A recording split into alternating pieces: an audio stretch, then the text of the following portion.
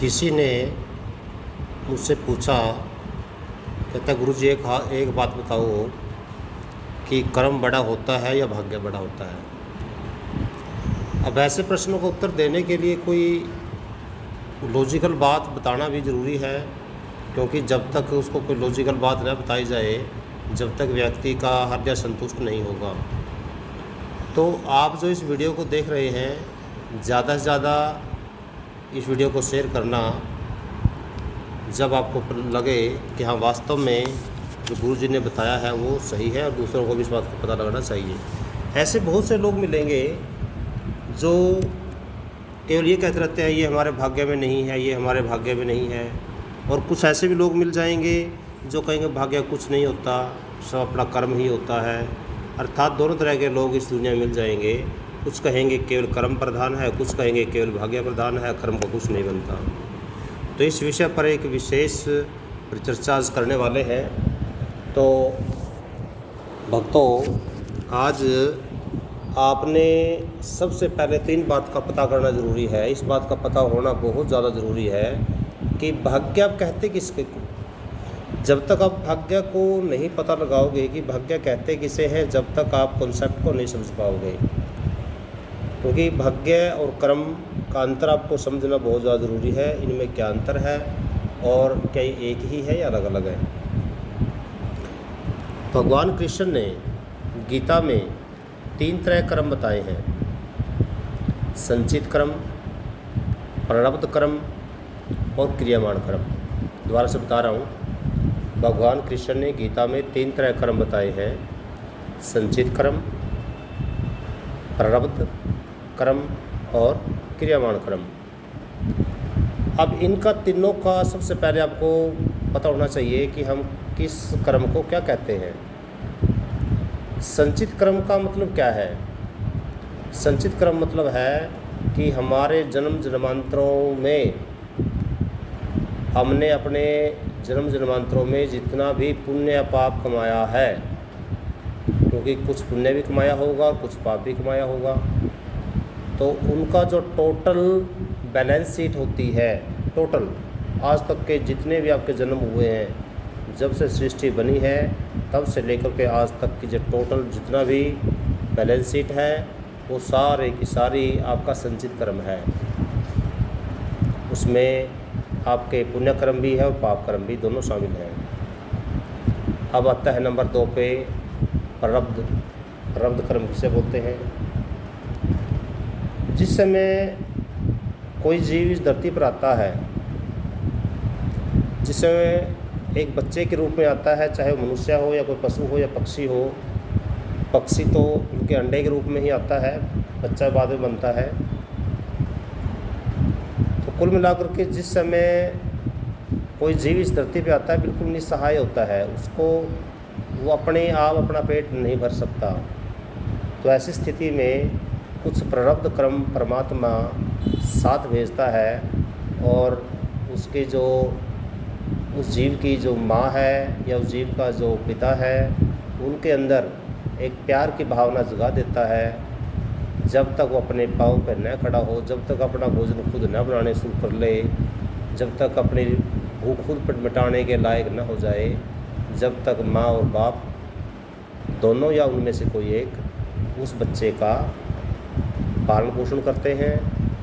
अपने आप भले ही भूखा रह जाए पर अपने बच्चे को जरूर लाते हैं। ये मनुष्य भी है, पशु पक्षी भी ऐसे ही है। अब तीसरा कर्म होता है क्रियामान कर्म। क्रियामान कर्म का मतलब होता है कि इस जन्म में जो जन्म इस समय चल रहा है, इस जन्म में हम जो कर्म कर रहे हैं उसको हम बोलते हैं क्रियामान कर्म। अब कितना महत्व भाग्य का है, कितना महत्व कर्मों का है, इन बातों में कोई प्रत्यक्ष पर बिल्कुल स्पष्ट रूप से कोई परसेंटेज तो नहीं निकल जा सकती। हाँ, तो ये सबसे पहले आपको पता ये होना ज़रूरी है कि अब जो 3 कर्म मैंने बताए हैं, इन 3 कर्मों में से भाग्य कहते किसको हैं। आपको बताया संचित कर्म तो जन्म जन्मांतरों के आपका संचित फल है। जिसमें पुण्य और पाप दोनों हैं।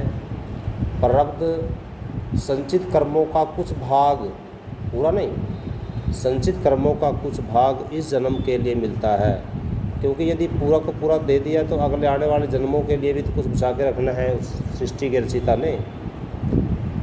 तो उस संचित कर्मों का कुछ भाग हमें इस जीवन में मिलता है, और जो जीवन में मिलता है जिसे हम प्रारब्ध कहते हैं उसे ही भाग्य कहते हैं।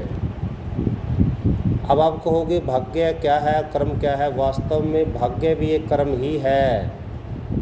फर्क केवल इतना है कि क्रियामान कर्म का मतलब होता है कि इस जन्म में जो हम कर्म कर रहे हैं, और भाग्य का मतलब है कि पूर्व जन्मों में हमने जो अच्छे कर्म किए थे उस जन्म का जो भाग हमें इस जन्म में प्राप्त हुआ है उसे हम भाग्य कहते हैं। अर्थात कर्म और भाग्य अलग अलग चीज़ नहीं है।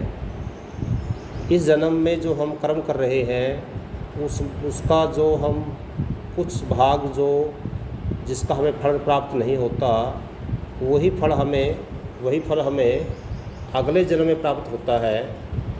जो हमें अगले जन्म में प्राप्त होता है वो भाग्य है। तो कहने का मतलब भाग्य कोई अलग नहीं है, भाग्य कर्म ही है। क्रियामान कर्म हमारा इस जन्म का कर्म है, और भाग्य हमारे पूर्व जन्मों का कर्म है, वो भी कर्म ही है। इसलिए भाग्य को आप अलग मत समझिए, वो भी हमारे कर्म ही हैं। तो जो कहते हैं कि फला व्यक्ति का भाग्य बहुत अच्छा है, तो इसका मतलब है कि उन्होंने पूर्व जन्मों में कोई अच्छा काम किया होगा। तो भाग्य अपना आप नहीं बनता कहीं, भाग्य भी कर्म ही है।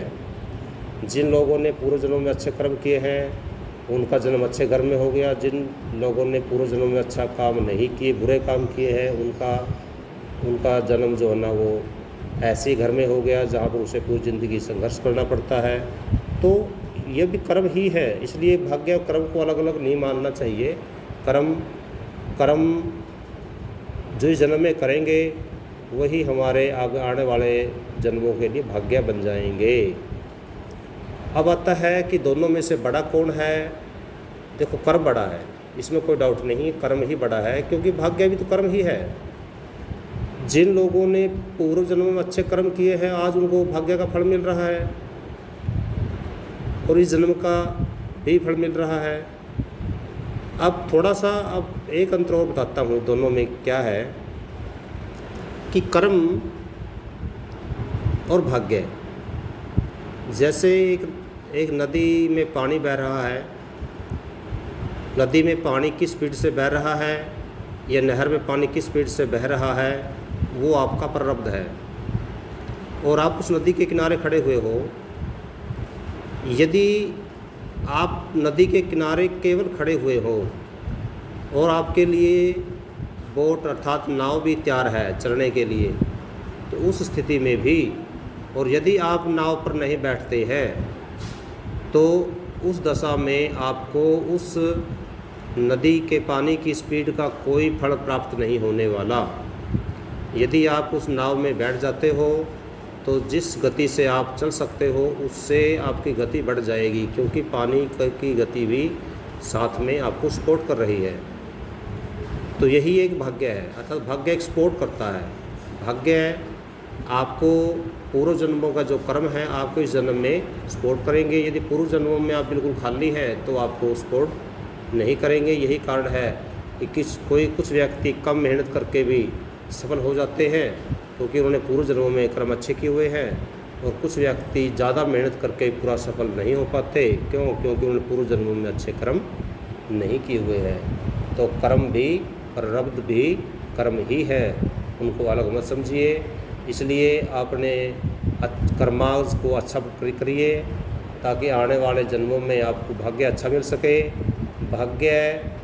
अपने भाग्य को यदि पलटना है तो आप खुद पर निर्भर है। ये परमपिता परमात्मा तो केवल आपको फल देने वाले हैं। आप इस जन्म में अच्छा कर्म करिए, अगले जन्मों के लिए वो भाग्य बन जाएगा। तो आज का जो परिचर्चा थी ये इसी विषय पर थी, भाग्य और कर्म में क्या फ़र्क है, भाग्य बड़ा है कर्म बड़ा है।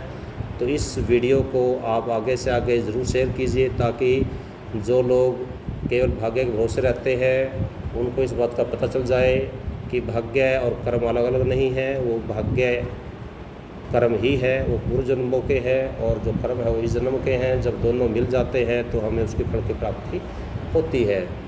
तो साथियों, आज के लिए इतना ही। वीडियो को ज़्यादा से ज़्यादा शेयर कीजिए, जो चैनल पे नए हैं वो सब्सक्राइब कीजिए। धन्यवाद। जय हिंद।